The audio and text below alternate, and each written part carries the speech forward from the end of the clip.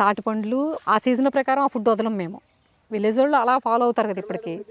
వసంతవాడ ఆత్రేయపురం పక్కన. అదే మన పూతరేకులు, మామిడి తాండ్ర అక్క. ఓకే.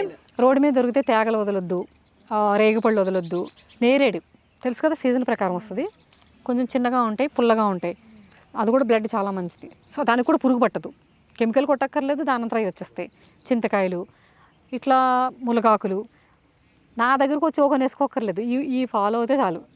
ఆ తర్వాత ఇంకా బియ్యాలు, బెల్లాలు కావాలి కాబట్టి నూనెలు అప్పుడు ఇక్కడికి వచ్చి ఇవి తీసుకెళ్ళండి. ముందు రోడ్డు మీద పని ఉన్నాయి, అక్కడ ఉన్నాయి, మర్చిపోద్దు తీసుకోండి. అవి కూడా మిల్లెట్స్ కూడా కెమికల్ వేస్తారు రైతులు తెలిసి తెలియక.